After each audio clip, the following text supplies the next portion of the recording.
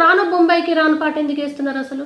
రాను బొంబాయికి రాను పాటకు బతుకమ్మ గౌరమ్మకు ఏమన్నా పొంతనున్నదా? నేను అడిగేది ఏమన్నా తప్పు ఉన్నదా?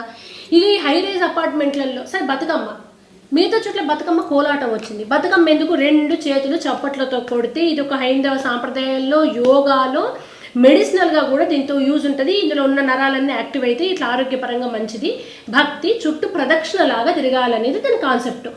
శరన్నవరాత్రులు లాంటివి పండితులకే అందుబాటులో ఉంటే పామరులంతా జానపదులంతా కలిసి అమ్మవారిని వాళ్ళకు తోచినట్టుగా భక్తి శ్రద్ధలతో బతుకమ్మ అని పెట్టుకొని చేసుకుంటుంటే కోలాటం తీసుకొచ్చారు. కోలాటంలో చేతులు గలవు సరే, కోలాటం కూడా ఒక అందుకు పోని.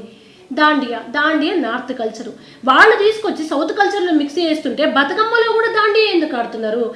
దాండియా కూడా పోయింది. ఇక దాండియా నెక్స్ట్ స్టేజ్ ఏంటంటే రాను బొంబాయికి రాను పాట పెట్టుకోవాలి, దుమ్ము ఎగరాలి బతుకమ్మ చుట్టూ. అది ప్రదర్శన ఫుల్ తయారు కావాలి. ఆ హైరేజ్ అపార్ట్మెంట్లో